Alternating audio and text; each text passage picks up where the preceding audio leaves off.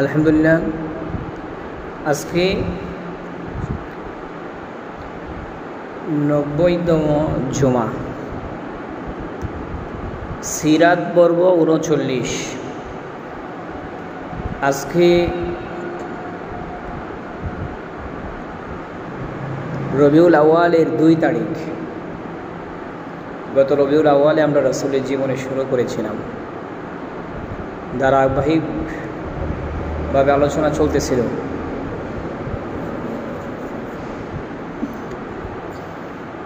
পঞ্চাশটা পর্বে ইনশাআল্লাহ আমরা রাসূলের জীবনীকে ৫০টা জুমার ভিতরেই শেষ করার চেষ্টা করব। আমরা রাসূলের জীবনী আলোচনা করতে করতে এতটুকু পর্যন্ত আলোচনা করেছি যে রাসূল হিজরত করার পরে মদিনাতে যাওয়ার পরে ৪র্থ বছর রাসূল মদিনা থেকে ইহুদি গোষ্ঠীকে বের করে দিয়েছিলেন। আর এই ইহুদি গোষ্ঠী গিয়ে তারা দূরে খাইবার নামক স্থানে আশ্রয় নেয়। সেখানে যাওয়ার পরে আল্লাহ রাসূল এবং মুসলমানদের বিরুদ্ধে তারা মক্কার নেতাদের কাছে গিয়ে তাদেরকে যুদ্ধের জন্য উত্তেজিত করতে শুরু করে। আর বলতে থাকে যে মুসলমানদেরকে আমরা সর্বশেষ একটা হামলা করব। এই হামলার পরে পৃথিবীতে মুসলমান বলতে আর কিছু থাকবে না, এমন একটা হামলা করতে হবে। মক্কার নেতারা রাজি হয়ে গেলেন। ৪,০০০ বাহিনী প্রস্তুত করলেন। মক্কার আশেপাশে বিভিন্ন গোত্র, বিশেষ করে বনু গাফথান গোত্র এবং আরও ছোট ছোট কয়েকটা গোত্রকে মিলিয়ে তাদেরকেও যুদ্ধের প্রতি উৎসাহিত করলেন। বিভিন্ন লোভ দেখাইলেন ইহুদিরা। তারাও ৬,০০০ বাহিনী প্রস্তুত করলেন। ১০,০০০ বাহিনী রওনা হয়েছে। রাসূল এই কথা শোনার পরে মদিনাকে এই ১০,০০০ বাহিনী থেকে বাঁচানোর জন্য সাহাবীদের সঙ্গে পরামর্শ করলেন। সালমান ফার্সি বললেন, ইয়া রাসূলুল্লাহ, মদিনার ৩ দিক দিয়ে পাহাড়ের নিচে খেজুর গাছ। কাফেররা এই পাহাড়ে উঠে খেজুর গাছ এর বাগান টপকে আমাদেরকে আক্রমণ করবে না। ৩ দিক দিয়ে নিশ্চিত আক্রমণ আসবে না, শুধু একদিক। এক কাজ করি, আমরা এই একদিকে আমরা খাল কলন করে ফেলি। সালমান ফার্সি পরামর্শ করে রাসূল এটা গ্রহণ করলেন। ৪০ হাত লম্বা ১৫ হাত গভীর খাল খনন করে সেখানে পানি ছেড়ে দিলেন।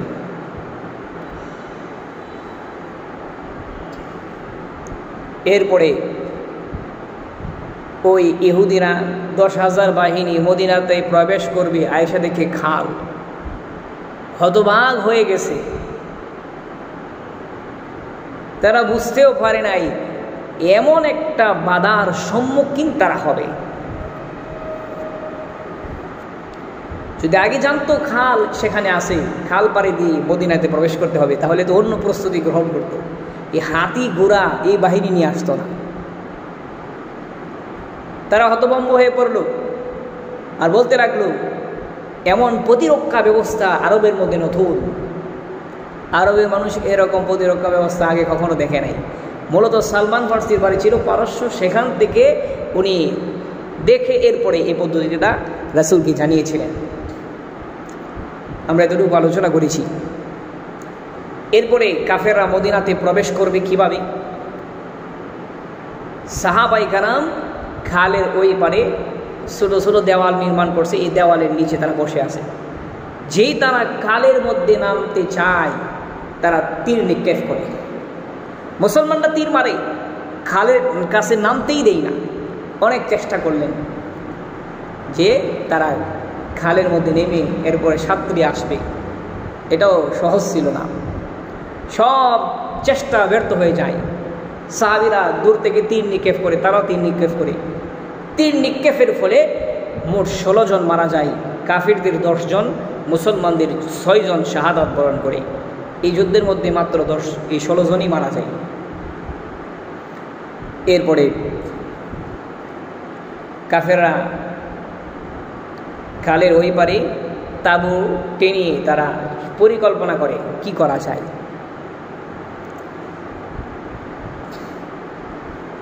সাহাবা কারাম এবং আল্লাহ রাসূল তারা চৌকস দৃষ্টিতে তাকিয়ে আছে। তারা দেখতে লাগলেন কাফেররা কী করে।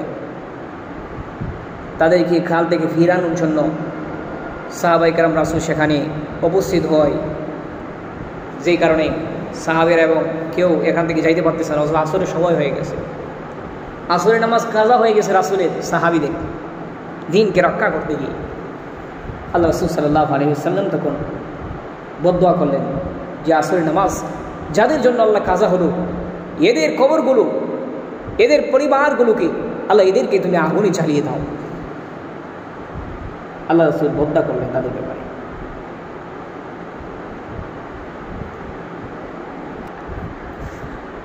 কয়েক সপ্তাহ পর্যন্ত কেটে গেল, কোনোভাবেই কোনো কিচ্ছু হচ্ছে না। কাফেররা তাদের যে উট বকরিগুলো নিয়ে আসছিল এগুলো জবাই করে করে প্রতিদিন শুধু খালের পাড়ে বসে খাবার খায়। এক সময় তারা দেখলো এইভাবে চলতে থাকলে আমাদের খাবার দাবার সব শেষ হয়ে যাবে, যুদ্ধ না করে দেখা যাবে ফিরে যেতে হবে। এজন্য নদীর এপারে আছে 3 দল, মনে রাখবেন। একদল বনু গাফতান, বনু কুরাইশরা এবং ইহুদিরা। এখন এই 3 দল হলো খালের পাড়ে, তারা তাঁবুতে নিয়ে আছে। আর খালের ওই পার মুসলমানরা অপেক্ষা করছে, যারা ডুবলে আসলেই তাদেরকে বাধা দেওয়া হবে।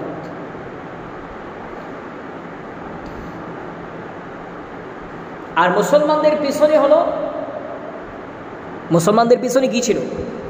মুসলমানদের পিছনে ছিল পাহাড়। মদিনার পিছনে ছিল 3 দিক দিয়ে পাহাড়, আর পাহাড়ের পিছনেই বসবাস করত বনি ইসরাইলের একটা গ্রুপ, নাম তার বনু কুরাইজা। রাসূলের সাথে বনু কুরাইজার চুক্তি ছিল যে তোমরা আমাদের উপরে আক্রমণ করবে না, আমরাও তোমাদের উপরে আক্রমণ করব না, এমন একটা চুক্তি ছিল। এটা সবাই জানতেন। ইহুদি কয়েকজন নেতা চুপি সারে ওই দিক দিয়ে ঘুরে পাহাড়ের পেছনে বনু কুরাইজা গিয়ে বলতে লাগলেন, মুসলমানরা যেমনভাবে আমাদের শত্রু, তোমাদেরও তো শত্রু। তারা যেমনভাবে আমাদের ধর্মকে ভ্রান্ত ধর্ম বলে, তোমরা বনি ইসরায়েলের ধর্মকেও তো ভ্রান্ত ধর্ম বলে। সুতরাং আসো আজকে আমরা সবাই একসাথে ঝাঁপিয়ে পড়ি। বনু গাফতান, বনু কুরাইশ এবং ইহুদিরা এখানে আসে, কিন্তু খালের কারণে আমরা পারতেছি না। এক কাজ করো, তোমরা যদি পাহাড় টপকে পিছন দিক দিয়ে আক্রমণ করো, তোমাদের আক্রমণের সংবাদ শুনে মুহাম্মদ আর তার সাহাবীরা তোমাদেরকে প্রতিহত করতে আসবে। এই সুযোগে আমরা খাল টপকে, খাল সাঁতরে উঠে তাদেরকে আমরা আক্রমণ করব। 2 দিক দিয়ে আমরা যদি সহজে আক্রমণ করি, তাহলে আমরা তাদেরকে এই পৃথিবীর বুক থেকে একেবারে নিঃশ্বাস করে দিতে পারবো। আর তাদেরকে আমরা ধ্বংস করে দিয়ে হত্যা করার পরে তাদের বাড়ি ঘর ধন সম্পদ আছে যা, এটা তোমাদেরকে দেওয়া হবে। এমন লোক দেখাইতে লাগলেন বনু কুরাইজাকে। তখন বনু কুরাইজা এরা রাজি হয় না, অনেক চেষ্টা করার পর তাদেরকে রাজি করাইলেন। রাসূলের সাথে চুক্তি ছিল আক্রমণ করবে না, কিন্তু তারা আক্রমণ করে বসল। এই পাহাড়ের নিচেই মুসলমানদের সমস্ত নারী আর শিশুদেরকে একটা আশ্রয় কেন্দ্রের মধ্যে রাখা হলো। রাসূল সেখানে কোনো পুরুষ সৈন্যবাহিনী দেয় নাই, কারণ রাসূল মনে করেছিলেন এই দিক দিয়ে আক্রমণ হওয়ার সম্ভাবনা নাই, কারণ পাহাড়ে আছে, পাহাড়ের পিছনে হলো বনু কুরাইজা। বনু কুরাইজা তো আমাদের মিত্র, আমাদের সাথে চুক্তিবদ্ধ, তারা আমাদের আক্রমণ করবে না। কিন্তু রাসূল জানে নাই এই বনু কুরাইজা বিশ্বাসঘাতকতা করবে। তারা লোভে পড়ে বিশ্বাসঘাতকতা করলো। এক পর্যায়ে বনু কুরাইজা তারা যুদ্ধের প্রস্তুতি নিল, মুসলমানদের বিরুদ্ধে যুদ্ধ করবে। এমনকি মহিলা শিশুদের আশ্রয় কেন্দ্র, এই বনু কুরাইজা তাদের একটা সৈন্যকে পাঠাইলেন দেখার জন্য যে এই আশ্রয় কেন্দ্রের মধ্যে কোনো পুরুষ সৈন্যবাহিনী আছে কিনা। এই সৈন্য আয়েশা আশ্রয় কেন্দ্রের চতুর্দিক দিয়ে ঘুরতেছেন। রাসূলের ফুফু সাফিয়া উনি দেখে ফেললেন তাকে, আর এটাও বুঝতে পারলেন মনে হয় এ বনু কুরাইজাও মুসলমানদের সাথে চুক্তি ভঙ্গ করছে, না হলে তারা তো এখানে আসার কথা না। এখন যদি সে ফিরে যায় তাহলে সে গিয়ে তাদেরকে বলে দিবে যে নারী শিশুদের কাছে কোনো পুরুষ যোদ্ধা নাই, সুযোগ পেয়ে তারা আমাদের উপর আক্রমণ করে বসবে। এই জন্য উনি কাপড়ের মধ্যে কোমরের মধ্যে কাপড় বেঁধে একটা খাট নিয়ে গেলেন, পিছন দিক দিয়ে ওই সৈন্যবাহিনীর মাথার মধ্যে এমন জোরে আঘাত করছেন এই লোকটা জায়গার মধ্যে নিহত হয়ে গেছে। উনি গুরুত্বপূর্ণ ভূমিকা পালন করলেন। পরে আরও কয়েকজন সৈন্য এসে যখন দেখেন একজনকে হত্যা করা হয়েছে, তখন মনে করলেন মনে হয় আশ্রয় কেন্দ্রের ভিতরে মনে হয় পুরুষ যোদ্ধারাও আছে। এই জন্য তারা এখানে আক্রমণ করতে সাহস পাইতেছে না, খালি সময় পার করতেছে যে আক্রমণ করবে। কিন্তু মুসলমানদেরকে তারা পিছন দিক দিয়ে ঘেরাও করে ফেলেছে, পাহাড়ের পিছনে তারা দাঁড়িয়ে গেছে, দেখে এখান দিয়ে মুসলমান বের হতে না পারে। আর ওই দিক দিয়ে তাদেরকে বারবার বলতেছে আক্রমণ করার জন্য।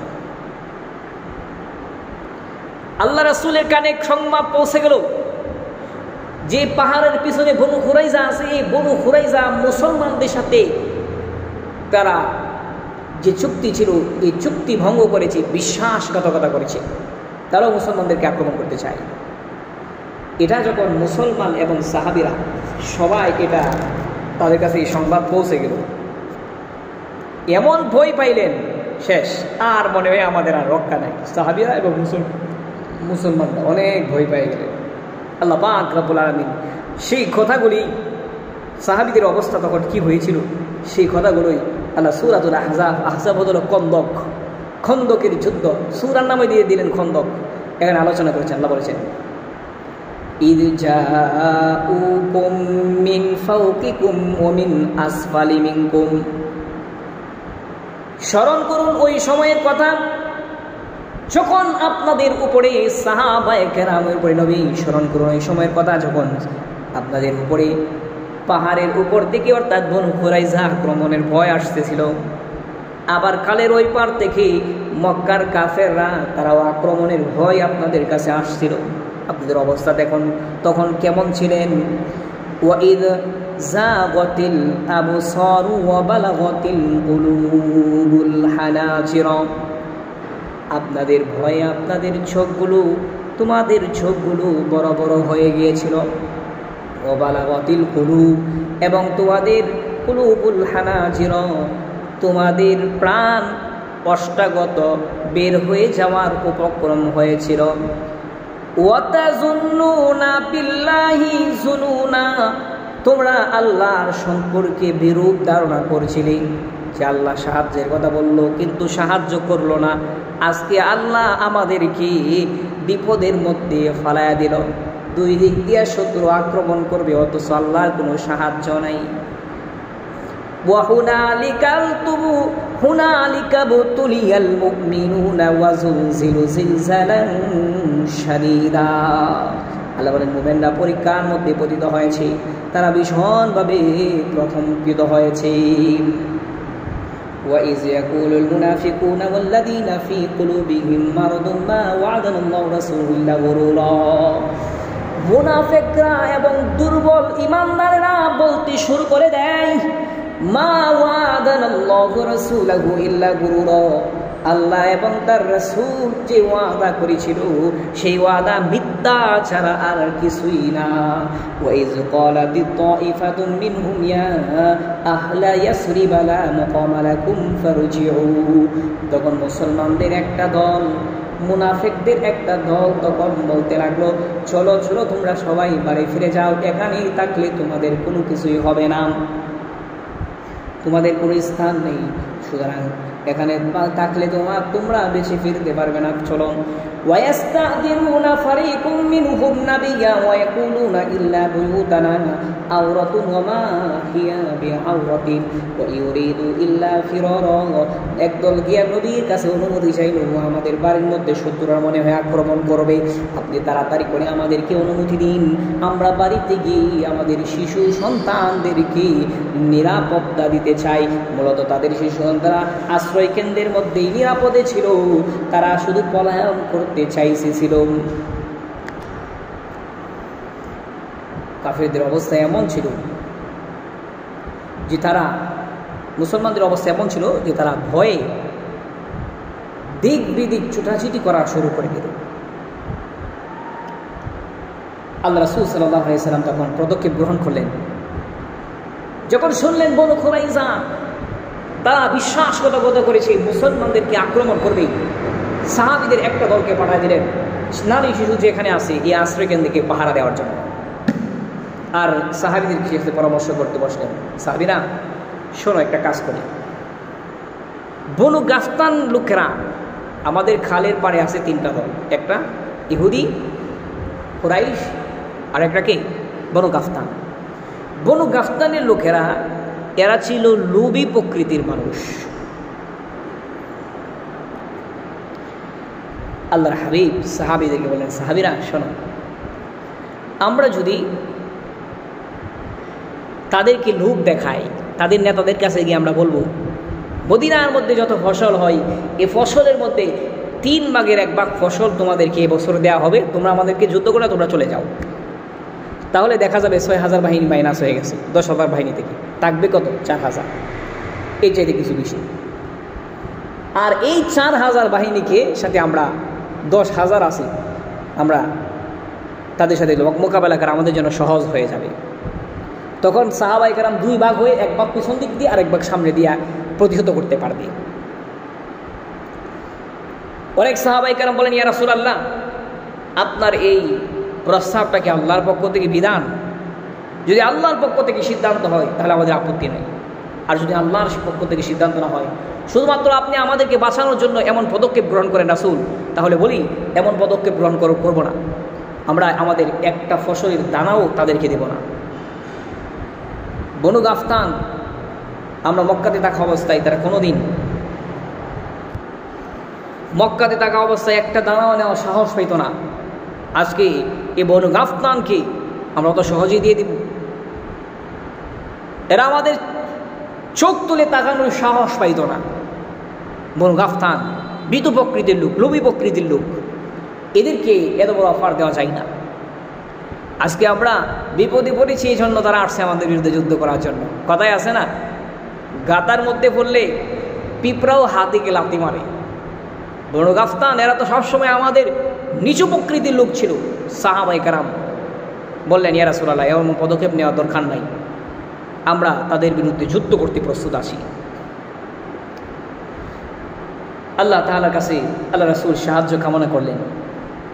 এমনি এক সাহায্য আসলো, আশ্চর্যজনক এক সাহায্য। বনু গাফতান লোকের এক ব্যক্তি, নাম তার নুআইম, উনি আল্লাহ রাসূলের কাছে এসে বলেন, ইয়া রাসূল, আমি তো অনেক আগেই গোপনে গোপনে মুসলমান হয়েছি, তবে আমি কারো কাছে বলি নাই। আমি তাদের সঙ্গে আসছি মুসলমানদের বিরুদ্ধে যুদ্ধ করার জন্য, এটা দেখানোর জন্য যে আমি তাদের পক্ষে আছি। মূলত আমি মুসলমান হয়েছি মুসলমানদেরকে সাহায্য করার জন্য আমি আসছি।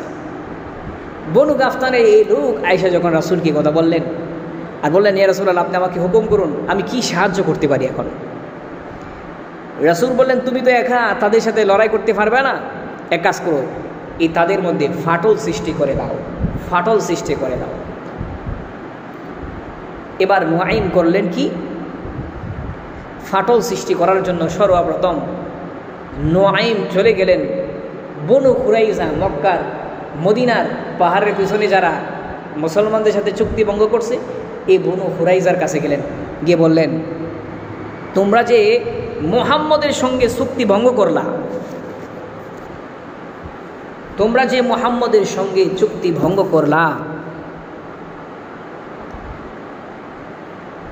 এই মক্কার নেতাদের কথা অনুযায়ী, ইহুদিদের কথা অনুযায়ী, ইহুদিরা তাকে খাইবারে আর মক্কার নেতারা তাকে মক্কায়। তাদের কোনো বাড়িঘর, আত্মীয় স্বজন, তাদের কোনো ধন সম্পদ তো এই মদিনাতে নাই। মদিনাতে তো তোমরা থাকো, বনু কুরাইজাকে বলতে লাগলেন। এখন তাদের সাথে যে মিল না, কোনোভাবে যদি আজকে মুসলমানরা বিজয়ী হয়ে যায়, তাহলে এই যুদ্ধে যদি বিজয়ী হয়ে যায় তারা, তাহলে বিজয়ী বেশে পরাজয় বরণ করার কারণে ইহুদিরাও খাইবারে চলে যাবে, আবার মক্কার কাফেররা তারাও কোথায় চলে যাবে? মক্কাতে চলে যাবে। থাকবে কে সেখানে? তোমরা থাকবা। মুসলমানরা তোমাদের কাছ থেকে সহজেই প্রতিশোধ গ্রহণ করতে পারবে। যদি আজকে তারা পরাজয়ও হয়, বিজয় তোমরা লাভ করো, এরপরে বিজয়ী হওয়ার পরে পরবর্তী সময় কিন্তু কি মুসলমানরা তোমাদের কাছ থেকে খুব সহজে প্রতিশোধ নিতে পারবে। তোমরা এক কাজ করো, তোমরা তাদেরকে বলো তারা যেন তাদের কিছু লোক তোমাদের কাছে জিম্মাদারিতে রাখে, তাদের কিছু সৈন্যবাহিনী তোমাদের অধীনে জিম্মাদারি হিসেবে রাখে, যেন যুদ্ধে পরাজয় হলেও এই জিম্মাদারকে নেওয়ার জন্য তারা তোমাদের সাথে নতুনভাবে কোনো চুক্তি করে তোমাদেরকে আশ্রয় কেঁদে নিতে পারে।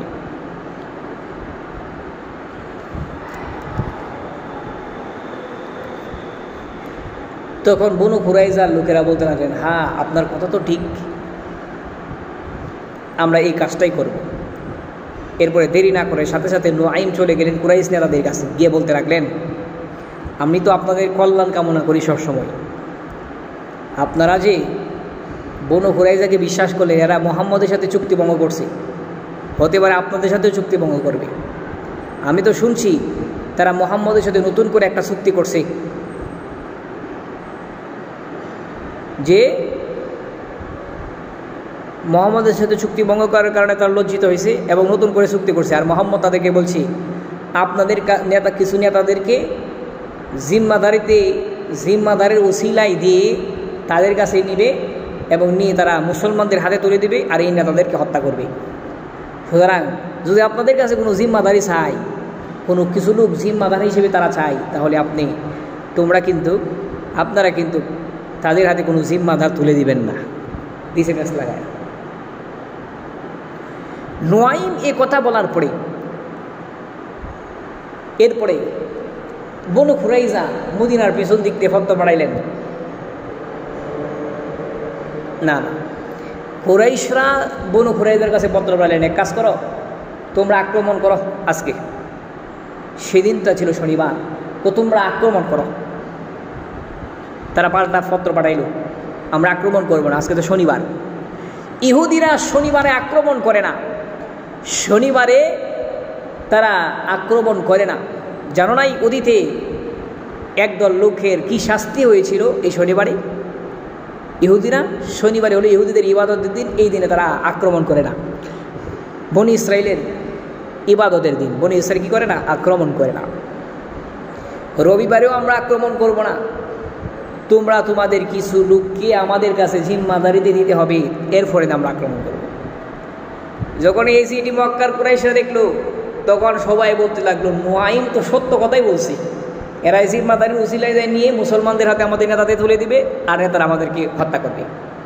এই জন্য এরা কী করলো, আর কোনো চিঠি দিল না। বুঝতে পারলো যে বনু কুরাইজা বিশ্বাসঘাতকতা করেছে। আর আবার চিঠি পাঠাইলো, কুরাইশরা চিঠি দিল, চিঠি পাঠাইলো, পাঠানোর পরে বলতেছে, না আমরা কোনো জিম্মাদারি দিতে পারবো না, তোমরা আক্রমণ করো তাড়াতাড়ি। এরা অস্বীকার করলো। এইভাবে দুই দলের মধ্যে ফাটল সৃষ্টি হয়ে গেল, কেউ আর আক্রমণ করে না। 1 মাস পর্যন্ত কেটে গেল। তাদের খাবার আর পানীয়গুলো এগুলো ফুরিয়ে যেতে লাগলো। আল্লাহর কাছে রাসূল দোয়া করলেন, আল্লাহ সাহায্য করো, সাহায্য করো। আল্লাহর কাছে যখন দোয়া করতে লাগলেন, আল্লাহ পাক রব্বুল আলামিন সাহায্য করলেন। একদল ফেরেশতা পাঠালেন, এই ফেরেশতারা তাদের অন্তরে ভয় ভীতি সঞ্চার করে দিল। আর আল্লাহ বাতাস পাঠাইলেন, এই বাতাস তাদের তাঁবুর খুঁটিগুলো, তাদের খাবারগুলো এবং তাদের জিনিসপত্রগুলো তছনছ করে দিল। তারা এখানে বসবাস করবে, তাদের পরনের কাপড়গুলো উড়িয়ে নিয়ে গেল, একটা জিনিসও ঠিক নাই।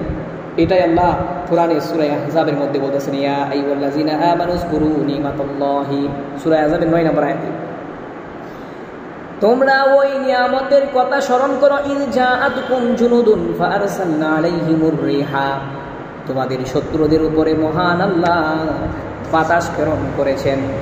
রিহা ওয়া জুনুদান লাম তারাউহা, এবং একদল ফেরেশতাদেরকে পাঠাইলেন, যেই ফেরেশতাদেরকে তোমরা দেখো নাই। এ ফেরেশতারা তাদের অন্তরে ভয় সঞ্চার করেছে, আর বাতাসের মাধ্যমে আল্লাহ তাদের জিনিসপত্রকে তছনছ করে দিয়েছে।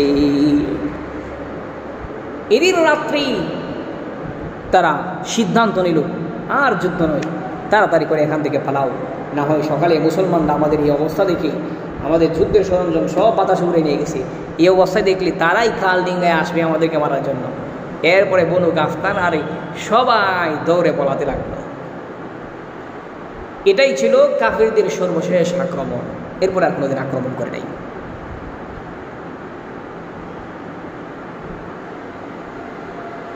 তাহলে ইহুদিরা যে বলছিলেন, এখানে একটা পয়েন্ট, ইহুদিরা তারা যে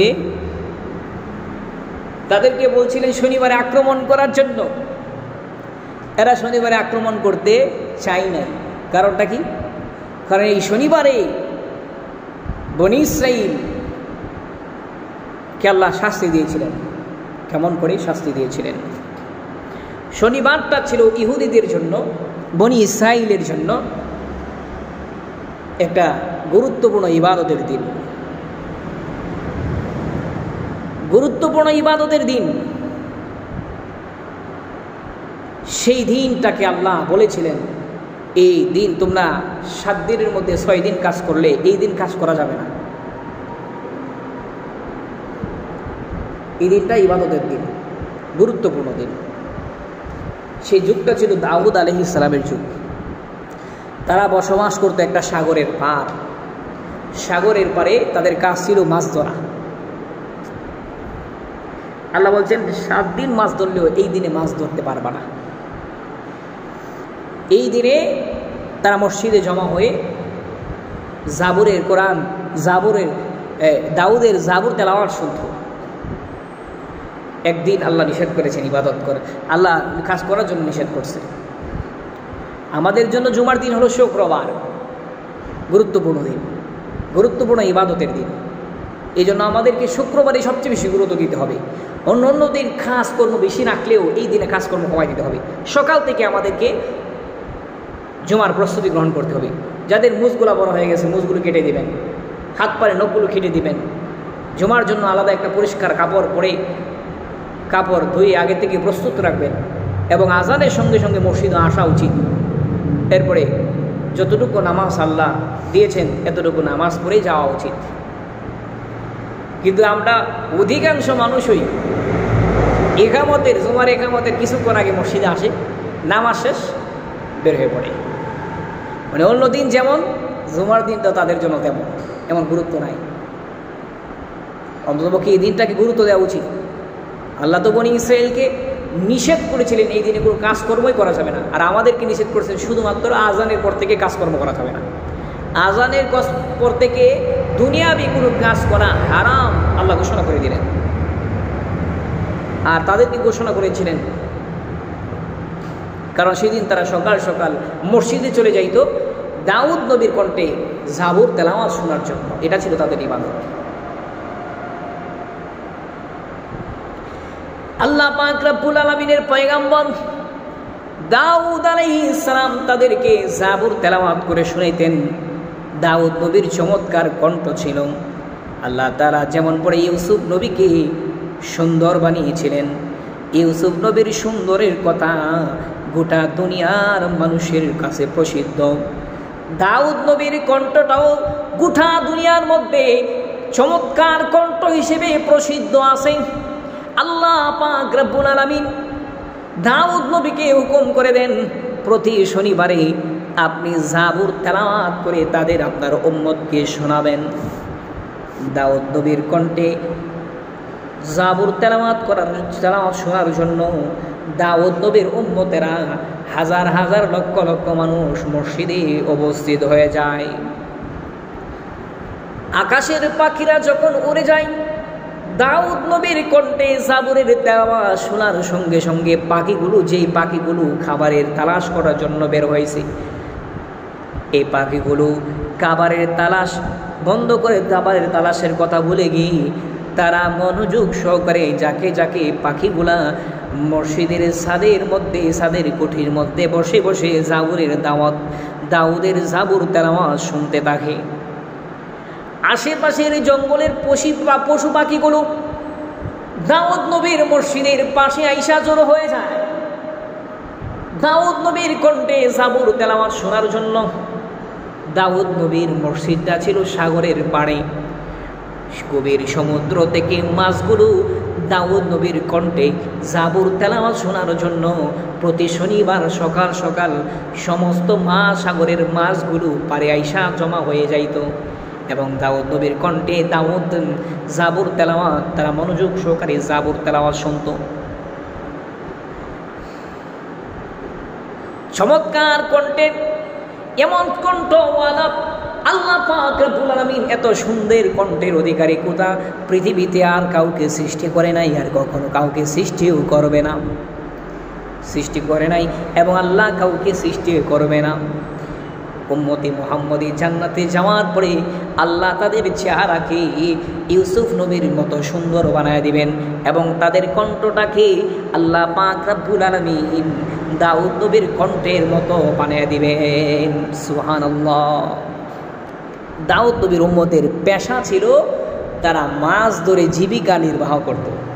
এই জন্য দাউদ নবীর উম্মতেরা তারা নদীর মধ্যে নেমে গেছে, তো মাছ দিকে আর লোভ সামলাইতে পারে নাই, চলে গেছে। চলে যাওয়ার পরে নদীতে নামার পরে মাছ ধরবে, আল্লাহ নিষেধ করছে মাছ ধরার জন্য, কিন্তু এই উম্মতের মধ্যে তিনটা দল হয়ে যায়। এক দল তারা নিজেরা গিয়ে মাছ ধরে,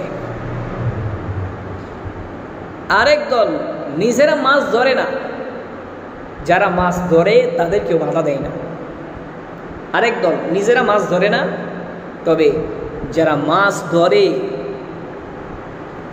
মাছ ধরে তাদেরকে বাধা দেয়, এই আল্লাহর নিষেধ, এই দিনে মাছ ধরা যাবে না, তারা বাধা দিলেন। বাধা দেওয়ার ফলে আল্লাহ পাক রব্বুল আলামিন তাদেরকে দুই দলকে, দাউদ নবীকে জানিয়ে দিলেন, দুই দলকে আপনি আলাদা করে ফেলুন। কোন দুই দল? যেই দুই দল যারা নিজেরা মাছ ধরে না, বাধাও দেয় না, এই দল, এবং যারা মাছ ধরে তারা হলো এক দল। এই দুই দলকে আলাদা করে ফেলুন, তাদেরকে শাস্তি দেওয়া হবে। আল্লাহ তাআলা সূরাতুল আহজাফের 163 নম্বর আয়াতে আল্লাহ এগুলো আলোচনা করেছেন। আল্লাহ বলেন, ওয়াসআলহুম আনিল ক্বরিয়াতিল্লাতী কানাত হাযিরাতাল বাহরি। দাউদ নবীর উম্মতেরা তারা সমুদ্রের পাড়ে বসবাস করত। ইয ইয়াদুনা বিসসাবতি ইয তা'তিহিম হিতানুহুম ইয়াওমা সাবতিহিম শুরুআ ওয়া ইয়াওমা লা ইয়াসবিতুনা।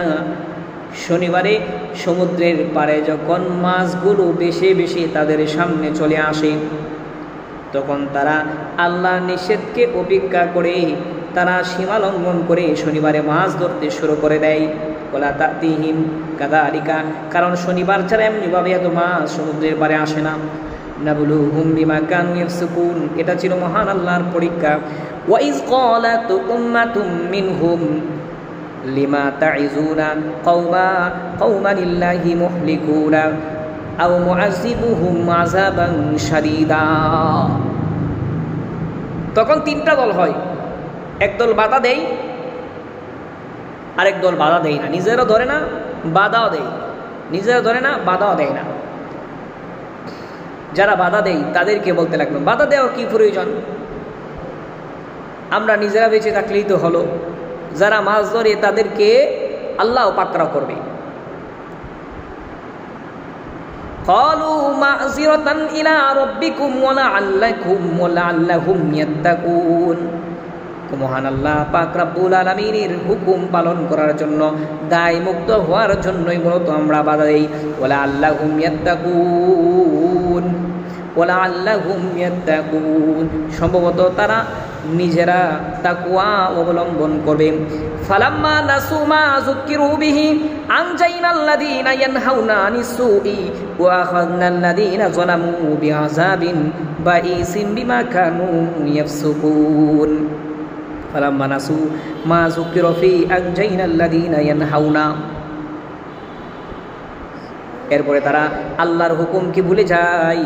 ও আনজাইনাল্লাযীনা ইয়ানহাউনা আনিস সুই, এরপরে যারা বাধা দিয়েছে আমি আল্লাহ তাদেরকে নাজাত দিলাম। ওয়া আখাযনাল্লাযীনা যালামু বিআযাবিন বাঈসিন বিমা কানু ইয়াফসিকুন, এরপরে যারা নিজেরা বাধা দেয় না, নিজেরা মাছও ধরে না, বাধাও দেয় না তাদেরকে, এবং যারা মাছ ধরে তাদেরকে, এই দুই দলকে আমি আল্লাহ পাকড়াও করলাম।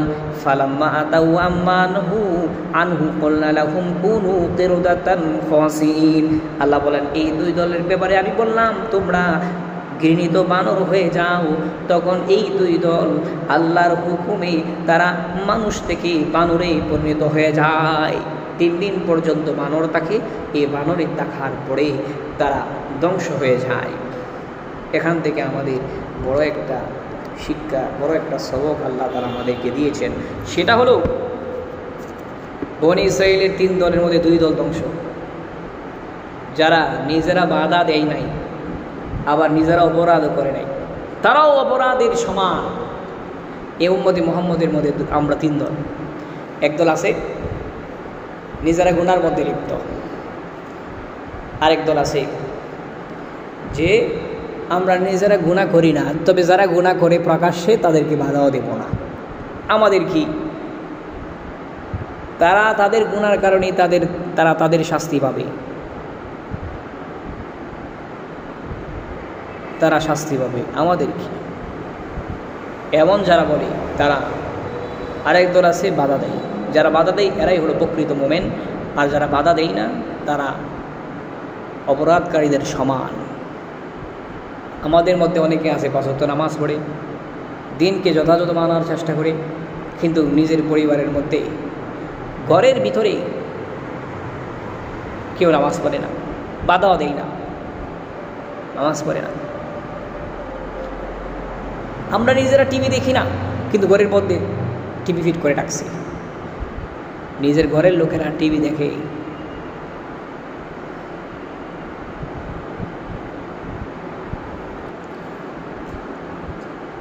ঘরের লোকেরা বাড়বেই না।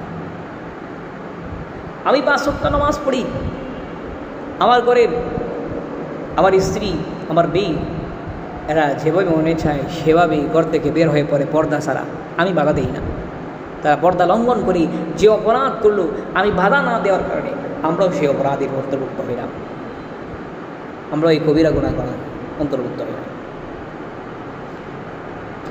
সমাজের মধ্যে প্রকাশ্য গুনাহ হচ্ছে, আমরা একদল চিন্তা করি আমাদের কি দরকার, এরা গুনাহ করতেছে, তারা শাস্তি পাবে, আমাদের বাধা দেওয়ার কি প্রয়োজন, এটা আমাদের দায়িত্ব মনে করি না।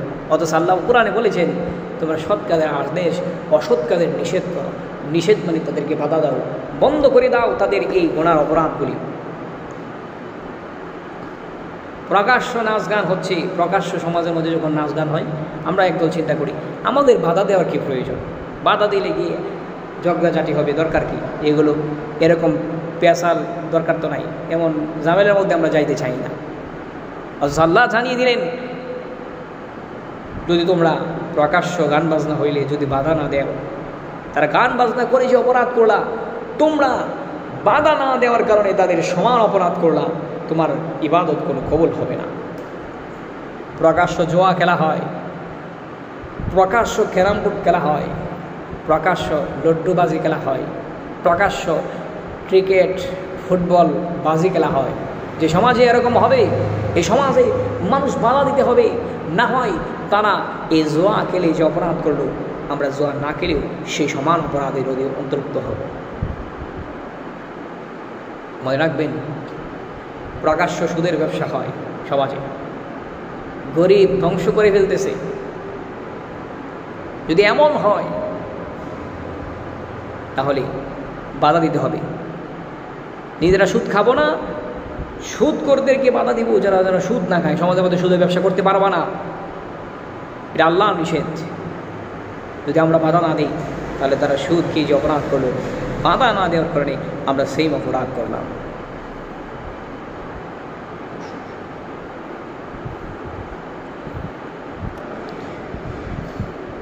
একজন লোক নেশা করে, এই নেশাখোরদেরকে প্রকাশ্য যদি নেশা করে, এই নেশাখোরদেরকে আমরা বাধা দেব।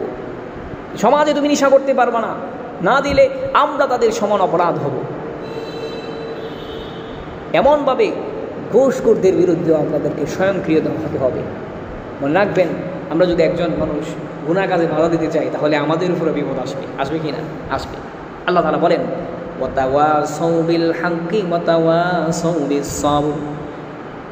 তোমরা অসৎ কাজের নিষেধ করতে গেলে, তোমরা হকের উপরে থাকলে তোমাদের উপরে আক্রমণ আসবে, সে আক্রমণের উপরে তোমরা ধৈর্য ধারণ করো। আমি মানুষকে বাধা দিতে গিয়ে, অন্যায় কাজে বাধা দিতে গেলে, সমাজের মানুষ যদি আমার শত্রু হয়ে যায়, এমনকি গোটা দুনিয়ার মানুষ যদি আমার শত্রু হয়ে যায়, কিন্তু আল্লাহ আমার বন্ধু হয়ে যাবে। সুবহানাল্লাহ। আল্লাহ রাসূল হাদিসের মধ্যে বলেছেন, মান আহাব্বা লিল্লাহ, যে ব্যক্তি আল্লাহর জন্য অন্য কাউকে মহাব্বত করে, মান আতা লিল্লাহ, একমাত্র আল্লাহর জন্যই দান সদকা করে, ওমান মানা লিল্লাহ, আল্লাহর জন্য বাধা প্রদান করে, ওমান আবগাদা লিল্লাহ, আল্লাহর জন্যই রাগ করে, আল্লাহর জন্যই মানুষকে অন্যায় কাজ থেকে বাধা দেয়, ইস্তেকমাল আল ঈমান, আল্লাহ তাআলা তার ঈমানকে পরিপূর্ণ করে দেন, সে মহান আল্লাহর প্রিয় বান্দা হয়ে যায়। দুনিয়ার মানুষ যদি বললেও, গোটা দুনিয়ার মানুষ যদি আমাকে খারাপ বলো, আমি আল্লাহ আমাকে ভালো বললেই হলো। আর গোটা দুনিয়ার মানুষ যদি আমাকে ভালো বলে, আল্লাহর কাছে যদি আমি খারাপ, এই ভালোর কোনো দাম নাই। এজন্যই দেখবেন একজন আলেম শ্রেণীর লোকেরা, তারা শুধু ওয়াজে চিল্লায়। কেন চিল্লাই? সৎ কাজে চিল্লাই। তারা যদি না চিল্লাই, অন্যায় বিরুদ্ধে না চিল্লাই, সুদ ঘুষের বিরুদ্ধে যদি তারা না চিল্লাই, তাহলে তাদেরকে আল্লাহ পাকড়া করবেন। এই কথাটা তারা ভালো করে জানে বিদায় তারা কি করে? চিল্লাচিল্লি করে। মক্কার ইমামগুলো দেশের প্রেসিডেন্টের চাইতে বেশি সম্মান।